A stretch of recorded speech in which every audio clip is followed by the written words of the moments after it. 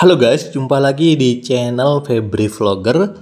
Kali ini saya akan coba untuk reviewkan sedikit mengenai smartwatch dari brand Hilo, yaitu Hilo Watch 4 nih, yang baru rilis beberapa bulan yang lalu. Waktu pertama kali rilis harganya di 400 sampai 420 ribuan. Sekarang di bulan Agustus ini harganya sudah turun ya. Dari yang 420 ribu sekarang tuh di kisaran 380 sampai 400 ribuan teman-teman. Untuk pilihan warnanya ada dua, ada warna hitam sama yang warna silver. Ini saya beli dengan varian warna silvernya biar beda sih, karena biasanya kalau beli smartwatch itu pasti milihnya warna hitam. Jadi saya pengen coba untuk pakai varian warna lainnya, dan di sini saya beli dengan varian warna silvernya. Untuk bagian strapnya ini berukuran 22 mm. Sudah quick release jadi bisa dilepas pasang. Cukup tebal juga untuk strapnya nih. Untuk bagian buckle-nya sudah menggunakan bahan dari metal. Cuma untuk model strap seperti ini tuh ada plus minusnya. Untuk minusnya sih mungkin agak sedikit kaku ya. Agak sedikit lambat teman-teman kalau kita lagi pakai smartwatch-nya dalam keadaan terburu-buru. Ini kan agak susah tuh untuk pengunciannya. Cuma mungkin yang menjadi nilai plusnya ya, ini bisa jauh lebih aman, lebih safety untuk penguncian dari strapnya. Ini balik lagi ke selera. Kalau kalian emang kurang suka dengan model strapnya, bisa dibelikan model strap lain kok. Bisa digonta-ganti untuk strapnya dengan ukuran yang sama di 22 mm. Cuma kalau menurut saya pribadi sih untuk strap seperti ini tuh bagus-bagus aja. Tidak membosankan teman-teman. Cuma mungkinnya bisa lebih cepat kotor karena memang untuk warnanya nih warna silver, warna putih gitu. Jadi ya pastinya bakal lebih cepat terkena bekas gitu ya, kotorannya lebih gampang nempel teman-teman di bagian strapnya. Tapi saat digunakan di pergelangan tangan saya pun ini nyaman-nyaman saja, nggak bikin iritasi, nggak bikin gatal. Untuk bagian desainnya ini bagus-bagus saja kok, berbentuk kotak. Saat dipegang pun bobotnya terasa ringan. Jadi yang terbuat dari frame metal, cuma bagian bodi sampingnya ini yang warna silver ya. Terus yang bagian bodi belakang itu dia masih terbuat dari bahan polikarbonat. Kalau kita putar di bagian tombol sampingnya, ini tombol crown sih, bisa berfungsi sebagai tombol crown. Bisa kita putar kalau lagi masuk di bagian menu utamanya. Kalau di bagian menu depan itu nggak bisa kita gunakan untuk gonta-ganti tampilan watch face-nya. Jadi dia nggak berfungsi untuk bagian tombol crown-nya untuk mengganti tampilan watch face-nya. Cuma berfungsi di bagian menu utamanya saja. Hanya ada satu tombol di bagian sebelah kanan. Untuk masuk ke bagian menu utamanya ada dua cara, bisa tekan bagian tombolnya atau masuk ke bagian menu pintasnya seperti ini ya.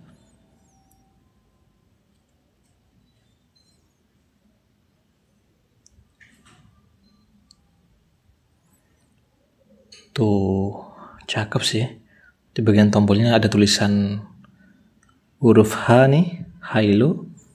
Untuk bagian layar, smartwatch ini masih menggunakan layar TFT, tapi sudah yang versi HD, TFT HD display, jadi layarnya tentunya tajam, jelas, warna dari kontrasnya juga dapat sih.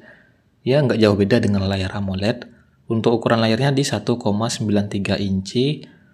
Ini bodi bagian belakangnya masih terbuat dari bahan polikarbonat. Di sini ada lubang speaker sama mikrofonnya. Ada bagian sensornya juga sama tempat untuk pengisian dayanya. Untuk pengisian daya dia masih menggunakan USB pin magnetik ya. Untuk resolusi dari smartwatch ini memiliki resolusi 320 x 380 pixel. Untuk bagian layarnya ini desainnya dia melengkung, sudah menggunakan kaca 2,5D. Tentunya nambah kesan smartwatchnya makin mewah, makin elegan juga. Cuma kalau kita perhatikan lebih detail lagi, ini mewahnya tuh dapet sih. Untuk kualitas dari touchscreen-nya nih bagus-bagus aja, lancar-lancar aja. Sudah responsif. Dan buat teman-teman perlu kalian tahu juga untuk bagian layar depannya ini, dia masih ada bezel lebihnya. Jadi bukan full layar gitu. Ini masih cukup banyak bezel lebihnya. Cuma bisa kita tutupi saat menggunakan tampilan watch face yang berwarna hitam. Tapi kalau pakai watch face yang berwarna putih seperti ini, langsung kelihatan ya kalau memang bagian bodi sampingnya, bagian bodi atas bawahnya pun jauh lebih tebal. Jadi dia nggak full layar, masih ada bezel lebihnya. Saran saya sih lebih cocok dan lebih nyaman menggunakan tampilan watchface yang backgroundnya berwarna hitam biar kelihatan lebih luas untuk tampilan layar dari smartwatch-nya. Dan buat teman-teman yang mau beli smartwatch, terutama yang laki-laki, mungkin lebih cocok beli yang varian warna hitamnya biar lebih sinkron dengan body dan juga strap dari smartwatch-nya ya. Kelihatan full warna hitam gitu. Kalau untuk fitur AOD, Always On Display, ini masih belum tersedia. Untuk tampilan dari watchface-nya ada beberapa pilihan watchface bawaan teman-teman yang sudah cukup banyak untuk watchface bawaannya, dan nggak bisa kita gonta-ganti dengan menggunakan watchface yang lain karena sudah bawaan ya. Tapi kita diberikan ruang lebih untuk bisa kostum dan juga mengubah tampilan dari watchface-nya.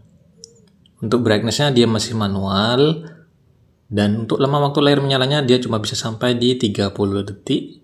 Dan paling rendahnya itu ada di 5 detikan ya. Ada fitur rest to wake juga nih.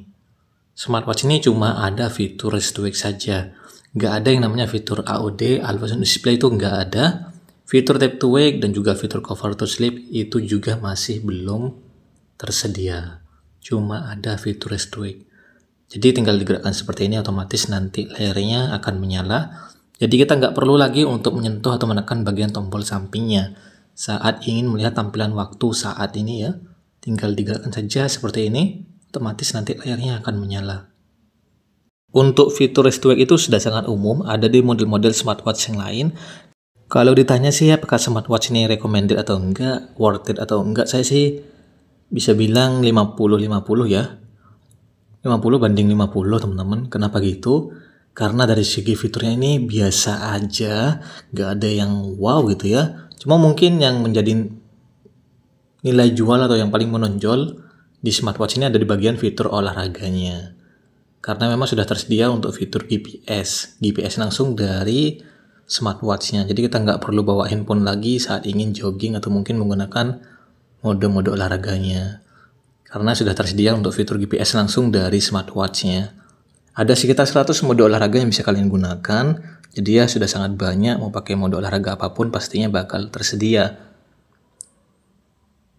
Ini bisa diatur juga untuk set targetnya, set goalnya. Mungkin teman-teman mau lari sejauh 2 km atau mungkin mau lari selama 20 menit. Dan juga untuk bagian kalorinya bisa kalian kostum, bisa diatur ya.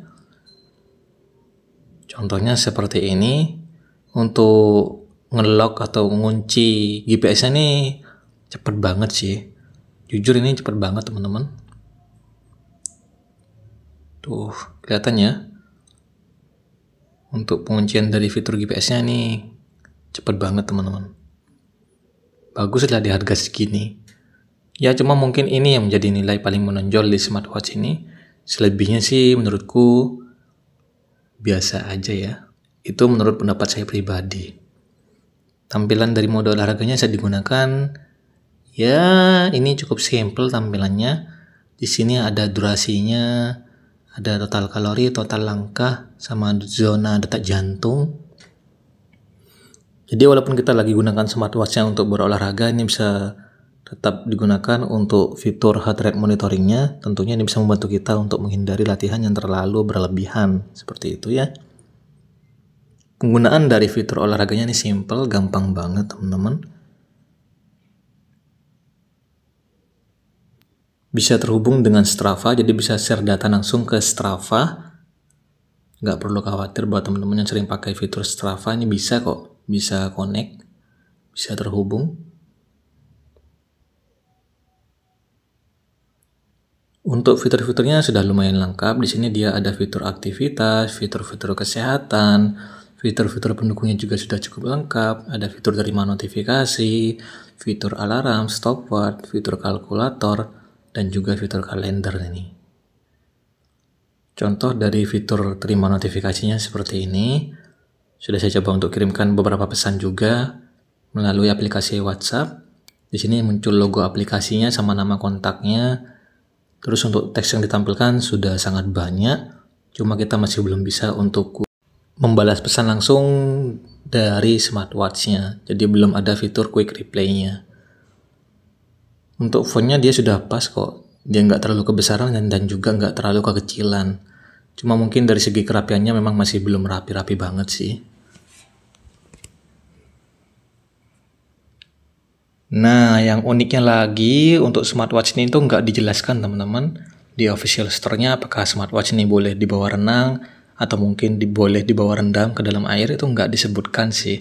Agak sedikit aneh ya, smartwatch 400.000 tapi nggak ditonjolkan untuk fitur-fitur seperti waterproof ataupun fitur water resistance-nya. Ini agak sedikit aneh. Kebanyakan untuk smartwatch sekarang itu sudah berani untuk menonjolkan fitur-fitur ketahanan airnya, seperti smartwatch dari brand sebelah tuh ada yang sudah IP68 di harga 200 ribuan, ada yang IP67.